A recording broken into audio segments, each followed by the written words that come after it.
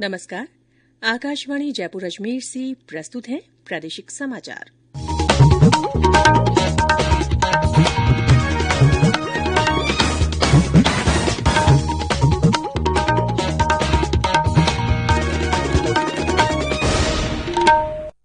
मुख्य समाचार।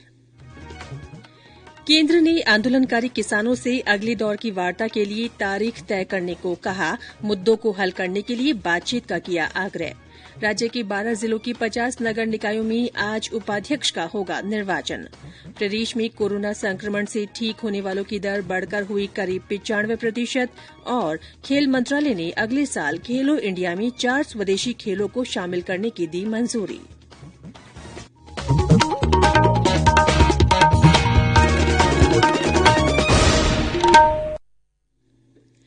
समाचारों के साथ मैं रितिका गुप्ता। कोविड-19 महामारी के खिलाफ देश एकजुट होकर लड़ रहा है। आप भी हमारे साथ सुरक्षा और बचाव के 3 आसान एहतियाती उपायों का संकल्प लें। मास्क पहनें, 2 गज की दूरी है जरूरी, सुरक्षित दूरी बनाए रखें, हाथ और मुंह साफ रखें। और अब समाचार विस्तार से। केंद्र सरकार ने आंदोलनकारी किसानों से अगले दौर की वार्ता के लिए तारीख तय करने को कहा है।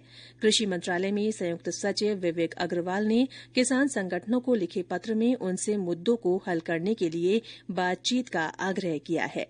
उन्होंने कहा कि केंद्र किसानों द्वारा उठाए गए सभी मुद्दों का खुले मन के साथ सही हल ढूंढने के प्रयास कर रहा है। श्री अग्रवाल ने कहा कि सरकार मुद्दे का हल ढूंढने के लिए दिल्ली के विज्ञान भवन में अगले दौर की वार्ता करने के लिए इच्छुक है। उन्होंने पत्र में लिखा कि सरकार ने कई अन्य किसान संगठनों के साथ बैठक की और इस मुद्दे पर उनके सुझाव मांगे। इस बीच पश्चिमी उत्तर प्रदेश के किसानों ने नए कृषि कानूनों का समर्थन किया है। हिंद मजदूर किसान समिति HMKS के एक शिष्टमंडल ने कृषि मंत्री नरेंद्र सिंह तोमर से भेंट की और नए कृषि कानूनों के समर्थन के बारे में उन्हें एक ज्ञापन दिया। समिति के सचिव सतीश ने कहा कि नए कृषि कानून किसानों के हित में है और उनका संगठन इन कानूनों का पूरी तरह समर्थन करता है। उन्होंने कहा कि ये कानून बिचौलियों से किसानों का शोषण समाप्त करने में मददगार होंगे। उधर केंद्रीय कृषि और किसान कल्याण राज्य मंत्री कैलाश चौधरी ने कृषि कानूनों को विस्तार से समझाते हुए कहा है कि खुद प्रधानमंत्री नरेंद्र मोदी ने भी कृषि कानूनों को लेकर फैलाए जा रहे भ्रम को दूर करने की कोशिश की है। साथ ही कई चीजों पर केंद्र की राय उन्होंने स्पष्ट कर दी है। उन्होंने कहा कि किसानों को श्री मोदी ने भरोसा दिलाया है कि MSP खत्म नहीं होगी और मंडियां भी बंद नहीं होंगी। केंद्र सरकार ने अपनी नोडल एजेंसियों के जरिए न्यूनतम समर्थन मूल्य MSP पर 1,95,899 मीट्रिक टन मूंग, उड़द, मूंगफली और सोयाबीन की खरीद की है। इसके लिए राजस्थान सहित 5 राज्यों में 1,08,310 किसानों को 10 अरब 50 करोड़ से अधिक रुपए का भुगतान किया गया है। चालू खरीफ विपणन मौसम 2020-2021 में सरकार किसानों से न्यूनतम समर्थन मूल्य पर लगातार खरीद कर रही है। वरिष्ठ नागरिकों को बड़ी राहत देते हुए केंद्र सरकार ने पेंशनरों के जीवन प्रमाण पत्र दाखिल करने की अंतिम तारीख अगले साल 28 फरवरी तक बढ़ा दी है। कार्मिक और पेंशन मामलों के केंद्रीय मंत्री डॉ जितेंद्र सिंह ने ये जानकारी दी। राज्य के 12 जिलों की 50 नगर निकायों में आज उपाध्यक्ष का निर्वाचन होगा। इससे पहले कल अध्यक्ष पद के चुनाव में 36 पर कांग्रेस के प्रत्याशी, 12 पर भारतीय जनता पार्टी के प्रत्याशी और 2 स्थानों पर निर्दलीय उम्मीदवारों ने जीत दर्ज की। गौरतलब है कि 5 नगर निकायों बहरोड, खेड़ली, बयाना, डीग और रायसिंह नगर में अध्यक्ष निर्विरोध चुन लिए गए थे। केंद्र सरकार ने कहा है कि कोविड-19 से बचाव के लिए भारत में विकसित किया जा रहा टीका किसी भी अन्य देश में तैयार किए गए टीके के समान कारगर होगा। स्वास्थ्य मंत्रालय ने कोविड-19 वैक्सीन के विभिन्न पहलुओं पर बार बार पूछे जाने वाले सवालों के जवाब के लिए एक श्रृंखला जारी की है। ये समाचार आकाशवाणी जयपुर अजमेर से प्रसारित किए जा रहे हैं। समाचारों का सिलसिला यूं ही जारी रहेगा, लेकिन उससे पहले ये संदेश। कोरोना की वैक्सीन को ढूंढ रहा जग सारा, जब तक इसकी खोज पूरी ये पैगाम हमारा। जब तक दवाई नहीं तब तक ढिलाई नहीं, जब तक दवाई नहीं तब तक ढिलाई नहीं। खुद को इससे दूर रखना सोच कर खुद है परखना, भीड़ भाड़ हो कम या ज्यादा, मास्क सदा चेहरे पे रखना, जब तक दवाई नहीं तब तक ढिलाई नहीं। प्रादेशिक समाचारों में एक बार फिर से आपका स्वागत है। प्रदेश में कोरोना संक्रमण से ठीक होने वालों की दर बढ़कर करीब 95% हो गई है। कल 1326 मरीजों के ठीक होने के साथ ही अब तक 2,83,957 लोग स्वस्थ हो चुके हैं। फिलहाल 12,422 सक्रिय मामले हैं। राज्य में अब तक 50 लाख से ज्यादा लोगों की कोरोना जांच की जा चुकी है। स्वास्थ्य विभाग के अनुसार राज्य में संक्रमण के नए मामलों में लगातार कमी आ रही है। कल 978 नए संक्रमित मिले।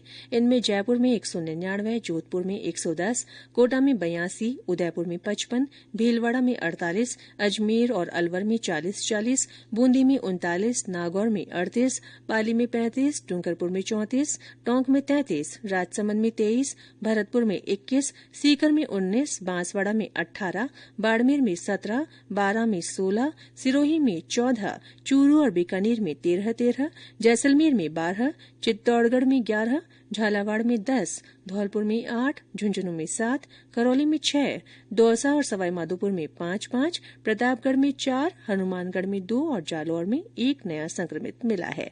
श्रीगंगानगर में संक्रमण का कोई नया मामला नहीं मिला है।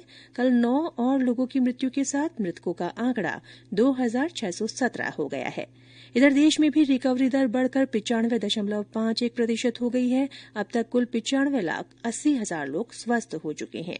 केंद्रीय स्वास्थ्य मंत्री डॉक्टर हर्षवर्धन ने कहा कि सरकार के समग्र प्रयासों के कारण कोविड महामारी से निपटने के मामलों में भारत अन्य देशों से बेहतर है। 1 मिलियन से 1.5 मिलियन के बीच में रोज टेस्ट हो रहे हैं। 16 करोड़ से ज्यादा टेस्ट भारत में हो गए हैं। केसेस पर मिलियन, डेथ्स पर मिलियन, टेस्ट पर मिलियन, कोई भी पैरामीटर आंकड़े से दुनिया से कंपेयर करेंगे तो आप देखेंगे कि भारत बेहतर है। इतनी बड़ी मात्रा में देश ने पीपीई की, N95 मास्क की, वेंटिलेटर्स की, दवाइयां, ये सब चीजें उपलब्ध कराई हैं और आज दुनिया के दूसरे देशों को हम देने की स्थिति में है। आने वाले महीनों में 30 करोड़ भारत के लोगों को अपने इंडिजिनस वैक्सीन, यानी हम वैक्सीन के प्रोडक्शन के मामले में, वैक्सीन की रिसर्च के मामले में भी आत्मनिर्भरता की ओर प्रधानमंत्री जी के मंत्र के अनुरूप सफलता प्राप्त कर रहे हैं। केंद्र सरकार की ओर से कोरोना के प्रति जागरूकता लाने के लिए जन आंदोलन चलाया जा रहा है। इसी के तहत आकाशवाणी जयपुर के समाचार बुलेटिनों में प्रसारित की जा रही विशेष श्रृंखला जनता का संदेश, जनता के नाम के तहत सुनिए हमारे श्रोता का संदेश।